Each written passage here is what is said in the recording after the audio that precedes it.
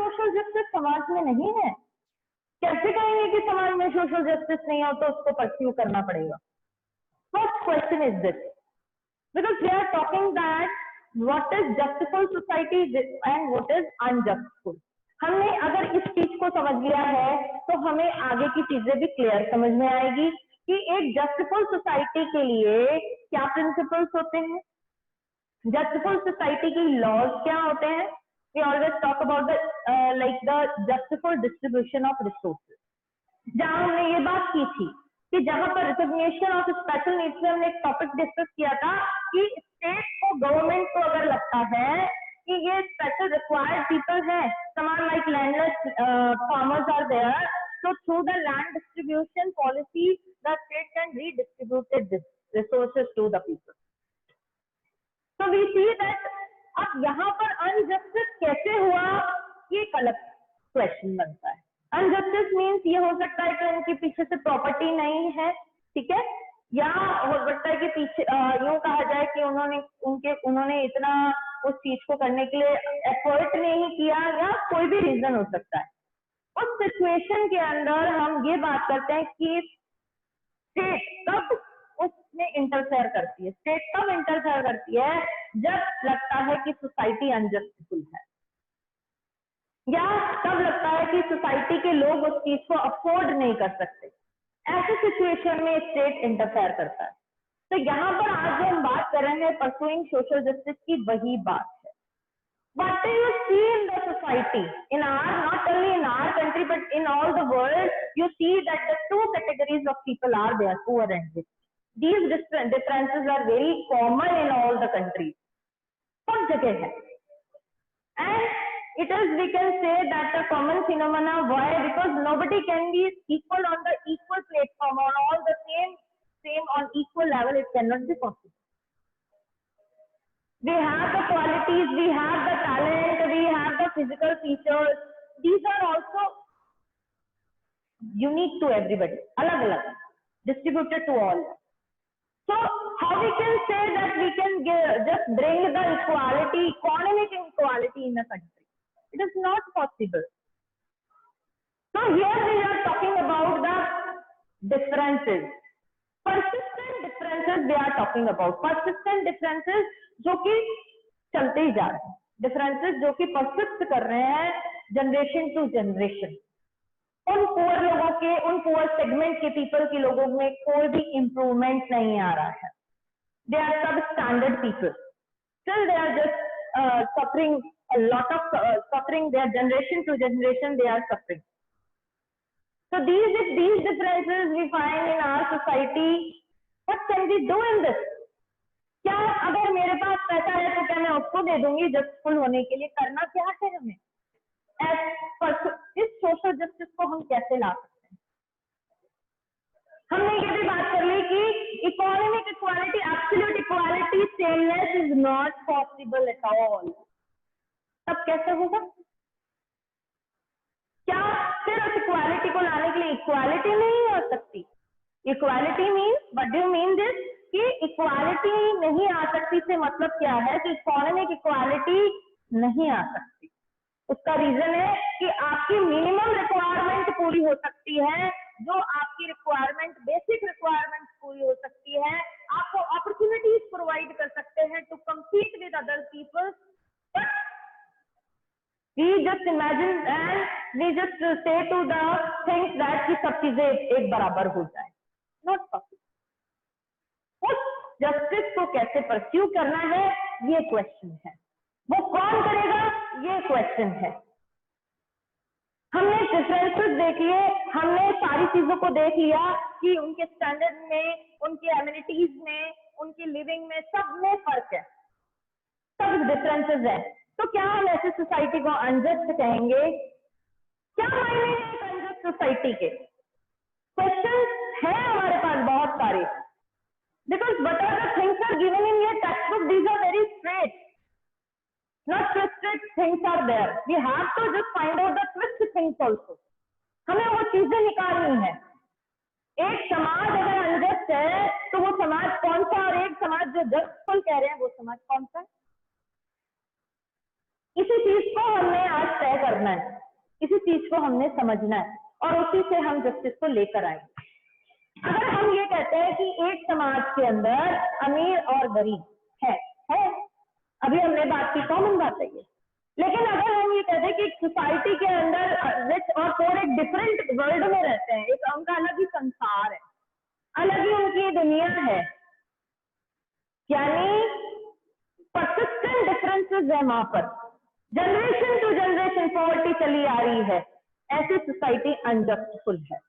ऐसी सोसाइटी को हम अनजस्टफुल प्रिंसिपल, अनजस्टफुल इसलिए बोलेंगे, वहां पर लॉ जो जस्टफुल प्रिंसिपल्स को अप्लाई नहीं किया गया, उसका रीजन है कि वहां पर जो सोसाइटी के लोग हैं, जो रिप्रेजेंटेटिव हैं, they never try to bring our some taken some measures to just reducing the poverty there. Elimination नहीं, we will not use elimination here, reducing the poverty of these people, but they are just suffering from generation to generation.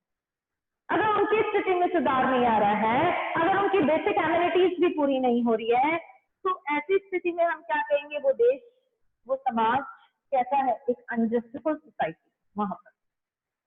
अब इसको जस्टिफुल कैसे बनाया जाएगा? क्या आज के time में ऐसी सोसाइटी आपको कहीं पर मिलेगी जहां पर इतना ज्यादा, इतना पूरा एक वर्ल्ड की बात करें कि उसकी दुनिया अलग है, उसकी दुनिया अलग?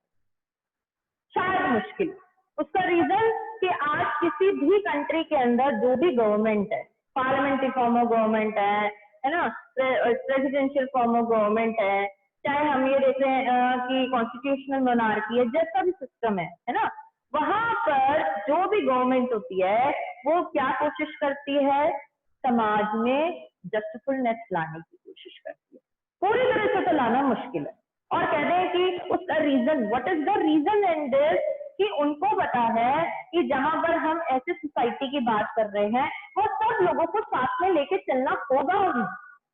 और वो फिर देश जहां पर लोगों की, जैसे हम नॉर्थ कोरिया वगैरह ऐसे देशों की बात कर ले, तो हम ये फिर कह सकते हैं कि ऐसे देशों में फिर वहां पर कोई जस्टिफुल कोई चीज नहीं हो सकती। वहां पर जो प्रिविलेज्ड पीपल है वो प्रिविलेज्ड ही रहेंगे और अपनी उन चीजों को एंजॉय करेंगे, और जो देखो पॉवर्टी में है या अनप्रिविलेज्ड पीपल है, उनकी कंडीशन फिर अगर नहीं करेंगे तो वैसी ही रहेगी। बट आपको ये केसेस जो है बहुत रेयर मिलेंगे।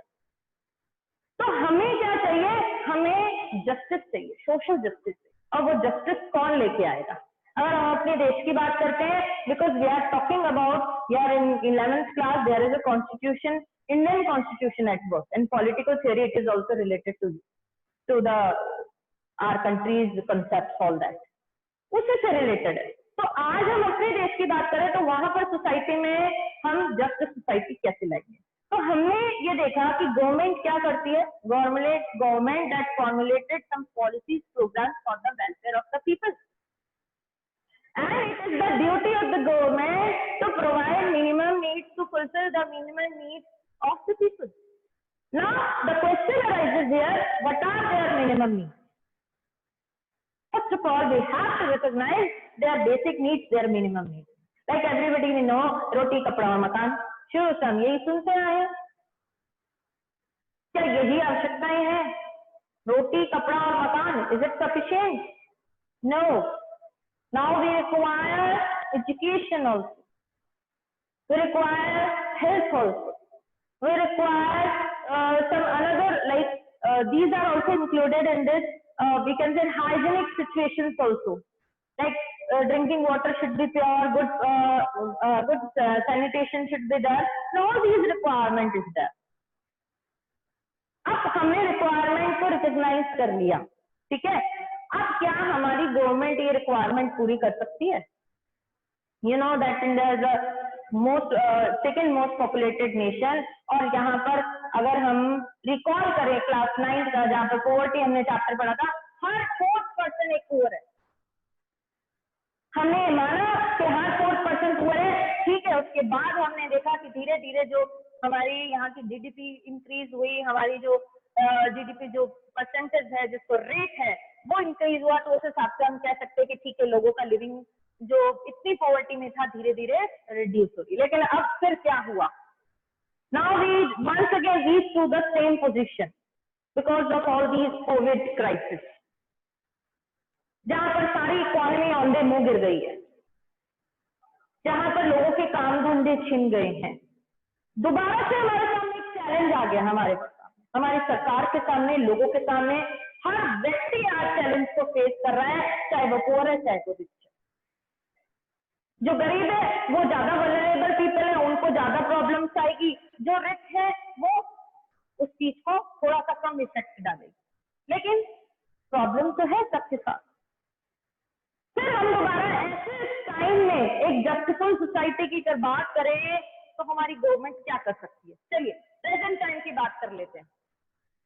Presently you know that number of challenges these are facing by the people as well as by the government, and you sometimes you listen the Modi's like they sometimes they just give some speeches on like on these matters, कई बार वो देते हैं।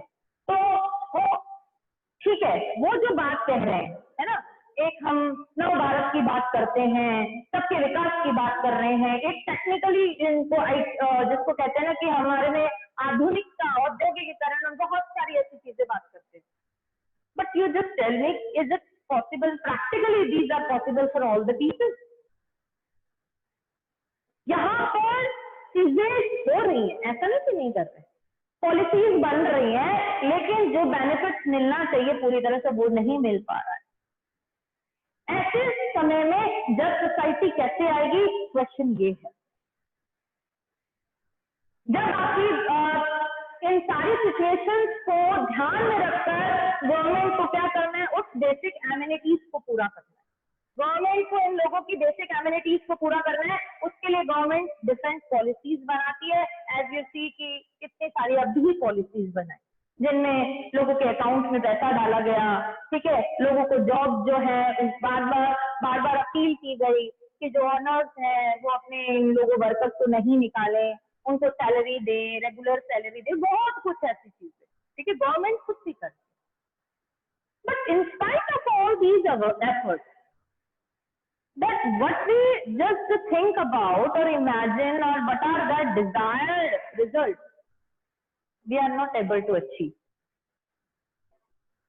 100% things we cannot achieve in our life because like all these problems, you don't think about that 100% you cannot score in your exam. You can. But I'm just talking about the situations here that diverse challenges, diversity is there. So diverse challenges are also there. Now, how to overcome all these challenges and to bring the just society? So this is the question. So the government here, only the one agency who is answerable to the people, the government can do all the things to provide the basic amenities to the people. And here first, what is required? That first of all, we have to recognize the basic amenities these poor people they require. So we also discussed that all the things, the basic like the educational health is also required. It is very important for them to compete with other people. That's why you hear about the right to education.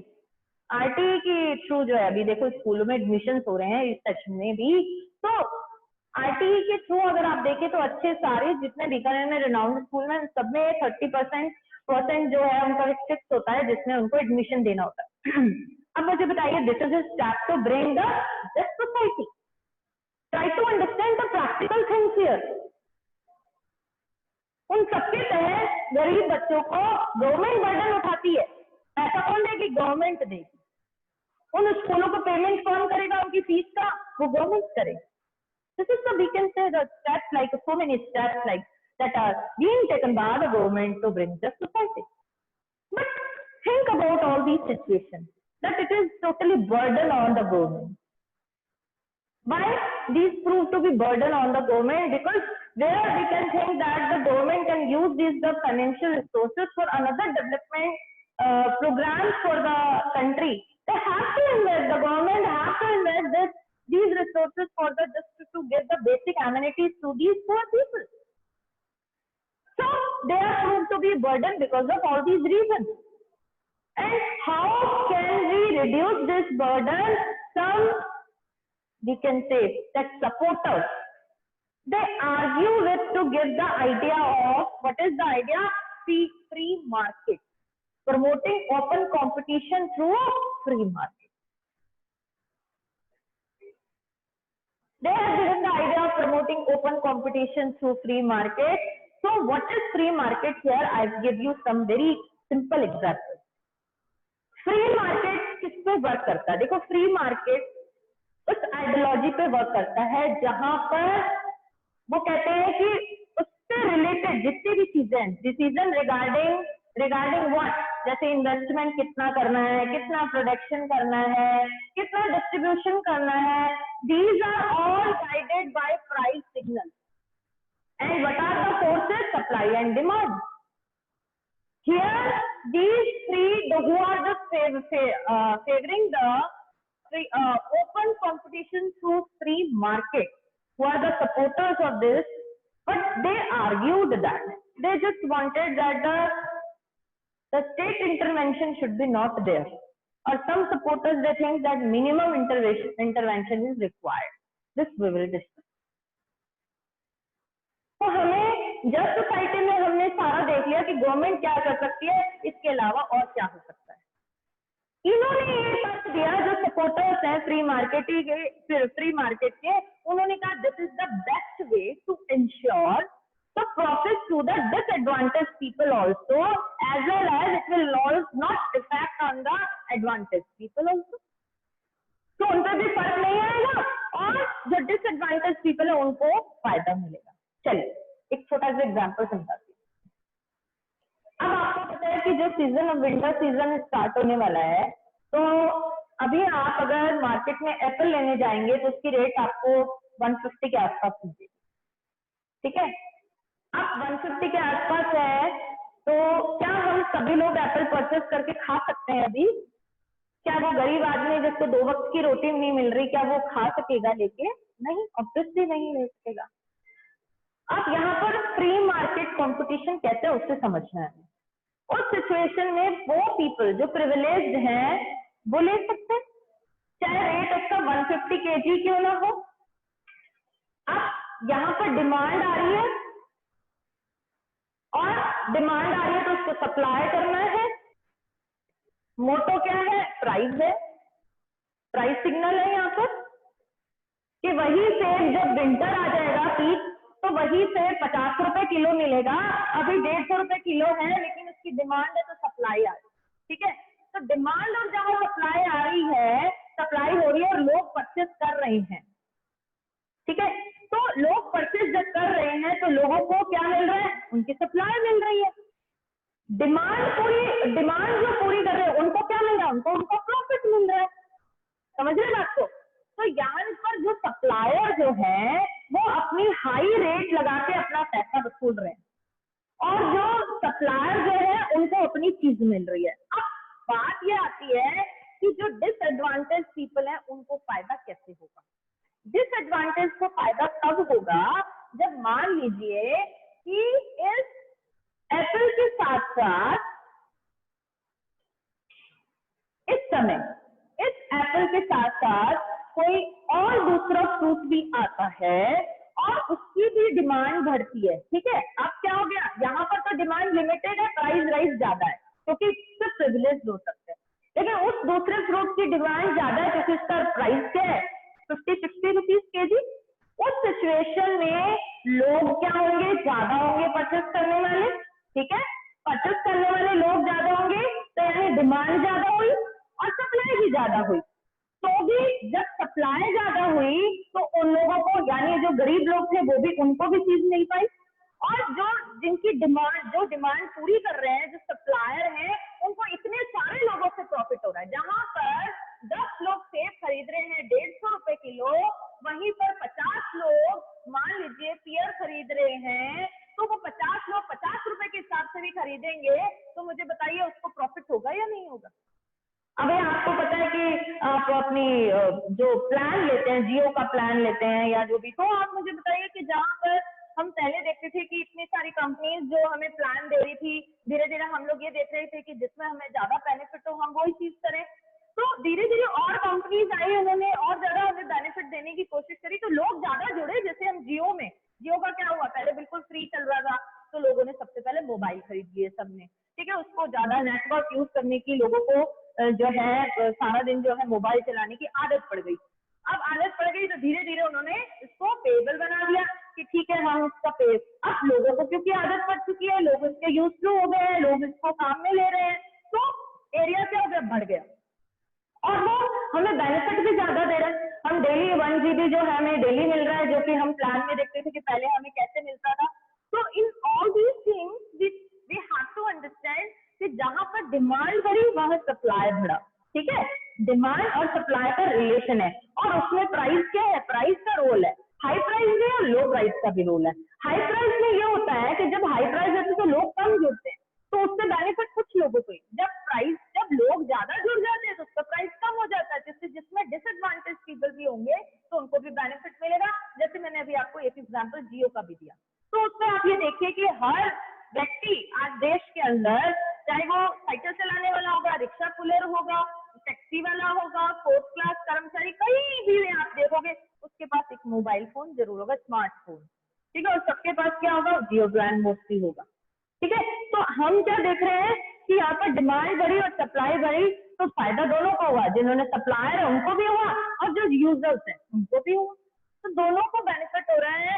ये है open free competition, जो free market competition है, this is open competition. Why? Because there is no intervention of government. यहाँ पर सरकार का कोई intervention नहीं है overall in just deciding the price of the things, कि इसके अंदर उनका कोई रोल नहीं। तो इसका मतलब हमें ये लगता है कि जो सपोर्टर्स है फ्री मार्केट के, उन्होंने ये कहा, वो इसके सपोर्ट में है कि गवर्नमेंट को इंटरफेयर नहीं करना चाहिए। इससे फायदा क्या होगा कि जितना भी डिस्ट्रीब्यूशन होगा ड्यूटीज का, एडवांटेजेस का, इनका डिस्ट्रीब्यूशन किसमें होगा, डिसएडवांटेज पीपल में भी होगा। और अगर ऐसा नहीं होता तो सारी बर्डन किस पे आएगी, सारी बर्डन गवर्नमेंट पे आएगी। गवर्नमेंट को ही सारा चीजों को जो है पूरा करना पड़ेगा, बेसिक एमिनिटीज भी देनी पड़ेगी, जैसे कि गुड हेल्थ भी देनी पड़ेगी, हॉस्पिटल्स है, एजुकेशन है ना। ये सारी चीजें किसके ऊपर बर्डन आ जाएगी, गवर्नमेंट पे। तो इसीलिए गवर्नमेंट भी क्या कर रही है, प्राइवेट सेक्टर की तरफ अब जा रही है। आपने देखा होगा कि चीजों का प्राइवेटाइजेशन, आप लोगों ने एलपीजी जो न्यू इकोनॉमी पॉलिसी है, अगर उसके बारे में सुना हो आप लोगों ने, एलपीजी मोस्टली हमने सुना है कि शायद एलपीजी गैस सिलेंडर वगैरह, वो नहीं। गवर्नमेंट की इकोनॉमी पॉलिसी क्या है, न्यू पढ़े, लिबरलाइजेशन, प्राइवेटाइजेशन, ग्लोबलाइजेशन। इसमें प्राइवेटाइजेशन की तरफ क्यों है, क्योंकि प्राइवेटाइजेशन ऐसा क्या है, अभी हम जो नेक्स्ट टॉपिक करेंगे ना, free market versus state intervention, उसी में government also inclines to just giving the facilities to private companies. Also you know that globally the MNCs are also there, कि हम MNCs को भी अपनी कंट्री में अट्रैक्ट करने के लिए, जो उनको अपने देश में लाना चाहते हैं कि वो हमारे देश में इन्वेस्ट करे, तो उसके बहुत सारे रीजन है। अब हम एमएनसी का ही अगर एग्जांपल ले रहे हैं, क्लास 10 अभी आपने पास आउट किया है, उसमें एमएनसी का क्या रोल था, तो मुझे बताइए कि जब एमएनसी किसी कंट्री के अंदर आती है, अपना सेटअप लगाती है, तो कितने सारे वर्कर्स को काम मिलता है, इसको इस चीज से भी समझ सकते हैं। अब ये जो एमएनसी है जो यहाँ पर आई है, ठीक है, इसमें गवर्नमेंट का इंटरवेंशन इसलिए है क्योंकि एमएनसी जो भी आती है गवर्नमेंट उसको स्पेशल फैसिलिटीज देती है फॉर 6 टेन्योर, लेकिन उससे बेनिफिट किसको मिला है, इन डिसएडवांटेज वर्कर्स जो है उनको जॉब नहीं है, क्योंकि हमने देखा है कि मल्टीनेशनल कंपनीज डिफरेंट नेशंस में डिफरेंट वर्क कराती है। तो आपने पढ़ा ही था कि जैसे न्यूज चैनल्स हैं, तो न्यूज कहीं और प्रिंट होगा, उसका स्ट्रक्चर कहीं और होगा। फोर्ड मोटर्स से आपने देखा था, आर का एग्जाम्पल देखा, तो all these things we come to know कि जहां पर इतना फ्री मार्केट, ओपन मार्केट होगा, वहां बेनिफिट इन लोगों को भी मिलेगा। अब हमारे सामने जो टॉपिक आ रहा है, तो यानी इसका हम कंक्लूजन क्या समझ सकते हैं कि जस्ट सोसाइटी कैसे ला सकते हैं, just to bring the just principles for the principles and laws for all the people equally, जहां वहीं पर हम जस्ट सोसाइटी ला सकते हैं, जहां पर गवर्नमेंट को कोशिश करनी चाहिए कि पॉवर्टी को रिड्यूस करे, गवर्नमेंट को इन डाउन ट्रोडन पीपल के लिए वर्क करना चाहिए, गवर्नमेंट को इनकी बेसिक एमिनिटीज को पता है कि ये जो प्राइवेट कंपनीज है, प्राइवेट जो सेक्टर है, वो गुड क्वालिटी थिंग्स देते हैं। आज आप just I give you very simple example कि आप आज ब्रांडेड चीजें पहनने में विश्वास रखते हैं, उसका रीजन क्या है? बिकॉज आपकी रिलायबिलिटी है उसके ऊपर, आपका फेथ है कि हमें पता है कि एक बार हमने इसमें इन्वेस्ट कर दिया तो ये 5-6 ईयर्स कोई प्रॉब्लम नहीं देने वाला। लेकिन वही चीज हम लोग लोकल मेड मार्केट से लेते हैं, उसके साथ कितनी सारी प्रॉब्लम आती है। तो यहाँ पर प्राइवेट जो चीज हम बात कर रहे हैं वो यही है कि वो आपको क्वालिटी प्रोवाइड करेगा, सब कुछ करेगा, लेकिन वो कॉस्ट भी लेगा। गवर्नमेंट का क्या रोल है इसमें? गवर्नमेंट की कोशिश होनी चाहिए कि गवर्नमेंट उसको मेंटेन रखे। मेंटेन मीन्स कि गवर्नमेंट को कोशिश करनी कि जो प्राइवेट जो सेक्टर्स जो भी इन्वेस्ट करते हैं, just providing education, health and all that, उसके अंदर उनकी इतना होना चाहिए कि वो अफोर्ड कर सके लोग, और इनको एनकरेज करें कि वो उन थिंग्स और गुड्स को बनाए जिससे कि लोग अफोर्ड कर सके, और दूसरी तरफ लोगों को एनकरेज करें कि आप इन चीजों को खरीदें। तो गवर्नमेंट को बहुत सारे काम करने होते हैं regarding of all this to being social justice. Now we move to our today's topic, free market versus state intervention. अब हमारे सामने एक क्वेश्चन आता है, क्या स्टेट को बिल्कुल इंटरफेयर नहीं करना चाहिए क्या फ्री मार्केट पॉलिसी में? तो हम इसको एक डिबेट और डिस्कशन के थ्रू समझेंगे। देखिए, सबसे पहले अगर हमें फ्री मार्केट का कॉन्सेप्ट समझ में आ गया तब तो ये बात समझ में आपको आएगी। यहाँ पर जो ट्रांजेक्शन होता है, यहाँ पर ट्रांजेक्शन एक सप्लायर का और कंज्यूमर के बीच में होता है।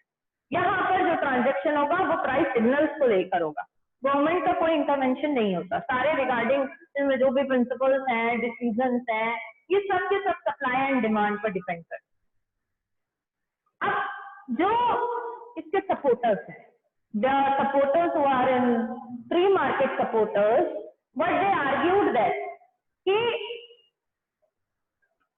they argued कि यहाँ पर जो भी फ्री मार्केट पॉलिसी को अडॉप्ट करने का मकसद एक यही है कि the individual should give the opportunity to own its property, अपनी प्रॉपर्टी को इंक्रीज करें, अपनी प्रॉपर्टी को वो रखें through the agreement and contract with other people.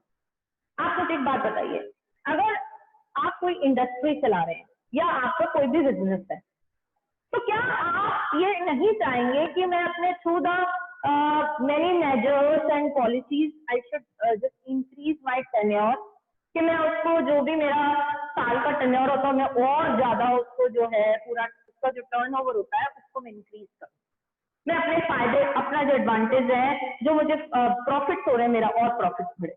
बिल्कुल है आपका।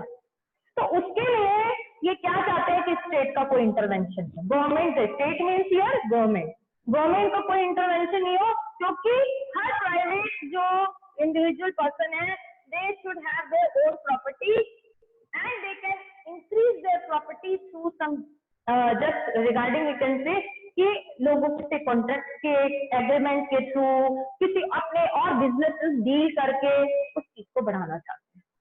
पहला तो ये सपोर्ट। सेकेंड थिंग ये कहते हैं कि इस चीज का फायदा क्या होता है? इस चीज का फायदा ये होता है that just distribution of benefits to disadvantage people of the society also. I explain everything कि जहां पर फ्री मार्केट है वहां पर डिसएडवांटेज पीपल को कैसे फायदा मिलेगा, जहां फ्री मार्केट है वहां पर डिसएडवांटेज पीपल को ऐसे फायदा मिलेगा क्योंकि सप्लाई और डिमांड है वहां पर प्राइस क्या। देखो एक चीज ध्यान रखना, it is in your economics also, inflation पढ़ा होगा आप लोगों ने। इन्फ्लेशन क्या होता है? जिसमें हम जो चीजें होती हैं उनके कॉस्ट में बढ़ोतरी हो जाती है, इंक्रीज हो जाती है, इंक्रीज प्राइस। अब हमें कैसे पता चलता है इंक्रीज प्राइसेस हो गए? उसका पता हम पिछले कोई भी चीज होती है उससे कंपैरिजन करते हैं रेट को। हम हमारे जो घर में बड़े एल्डर्स थे वो कहते थे हम तो 100 रुपए अगर हमारे पास होते थे या उससे भी कम तो हम इतना सारा सामान ले आते, ठीक है। और आज हम कहते हैं कि 500 रुपए लेके जाते तो मुट्ठी भर सामान आता है, हमारे पॉलिथीन के अंदर सामान आ जाता है, करेक्ट। तो अब हमें क्या समझ में आ रहा है? समझ में क्या आ रहा है कि एक तो जो रुपीज है उसकी वैल्यू का हमें समझ में आ रहा है कि अगर हमने वही चीज 100 रुपए में हम खरीदते थे और वही चीज हमने 500 रुपए में खरीद रहे हैं, तो क्या डिफरेंस था? डिफरेंस ये आया कि एक तो जो हमारी करेंसी है उसकी भी वैल्यू गिरी है, क्योंकि हमने प्रिंट ज्यादा कर लिया। Try to understand. हम कई बार जैसे बच्चे कहते हैं कि मैम ऐसा पॉसिबल नहीं है कि अपन अपने देश से गरीबी बिल्कुल ही हटा दें, ये तो गवर्नमेंट हमारा नोट तो यहीं तो छपते हैं, क्या है अगर ज्यादा नोट लेके और सबको बांट दे तो गरीबी हट जाएगी। लेकिन वन थिंग इज इम्पोर्टेंट है कि जहां पर हम करेंसी की बात कर रहे हैं वहां पर उतना प्रोडक्शन भी तो होना चाहिए। बिल्कुल यही चीज यहाँ आई कि जहां हम 100 रुपए की चीज की बात कर रहे थे कि इतना 1 kg राइस आता था, 500 रुपए में 1 kg राइस आ रहा है, तो मुझे बताइए कि इन्फ्लेशन हुआ? इन्फ्लेशन क्यों हुआ? क्योंकि जो डिमांड और सप्लाई है उसका रेशियो में अंतर जब आता है, जब डिमांड ज्यादा होती है और सप्लाई कम होती है, क्योंकि पॉपुलेशन बढ़ी, लोगों की रिक्वायरमेंट बढ़ी, ठीक है, उस कंडीशन में हमारा जो प्रोडक्शन जितना होना चाहिए उतना प्रोडक्शन हो भी रहा है, तो कंजप्शन हमारे देश में ज्यादा हो रहा है। उस सिचुएशन में जब डिमांड जब बढ़ती है और सप्लाई कम होती है तो चीजें महंगी होती है, ठीक है। और जहां पर सप्लाई कम मतलब सप्लाई ज्यादा होती है और डिमांड कम होती है उस चीज की, तो चीजें सस्ती होती है। तो यहाँ पर ये काम करता है फ्री मार्केट। फ्री मार्केट किस पे काम करता है? Free market supply and demand पे काम करता है, जहाँ प्राइसेस का हाई एंड लो होता है। अगर लो प्राइस होता है तो ज्यादा लोग जुड़ते हैं, बेनिफिट होता है, डिसएडवांटेज पीपल को भी बेनिफिट होता है। तो सपोर्टर्स इसकी बात करते हैं, लेकिन 100% ऐसा नहीं हो सकता कि स्टेट इंटरवेंशन ना करे, या सपोर्टर्स ऑफ फ्री मार्केट जो है वो 100% ये नहीं चाहते कि स्टेट का इंटरवेंशन ना हो।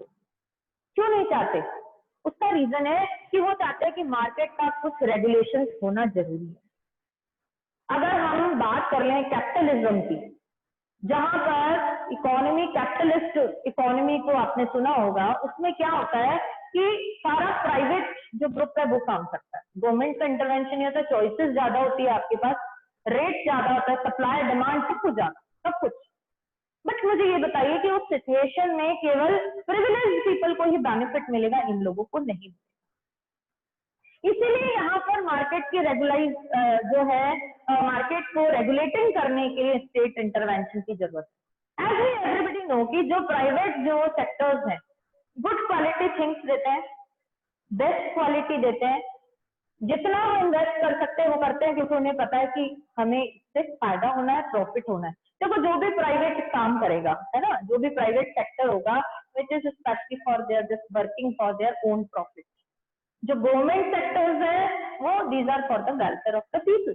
तो यहाँ पर हमने बात की कि अगर, अब मुझे एक बात बताइए, आज कौन पेरेंट है जो अपने बच्चे को एक अच्छे स्कूल में नहीं पढ़ाना चाहता?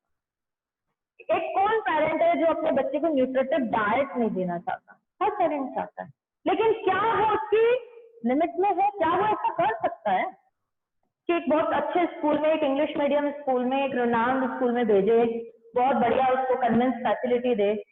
पॉसिबल नहीं है, not possible for all the parents. In this situation government क्या चाहती है? प्राइवेट, इस प्राइवेटाइजेशन को बढ़ाने का रीजन यही है कि प्राइवेट जिसकी हम बात कर रहे हैं वो गुड क्वालिटी हर चीज को जो है प्रोवाइड कराती है।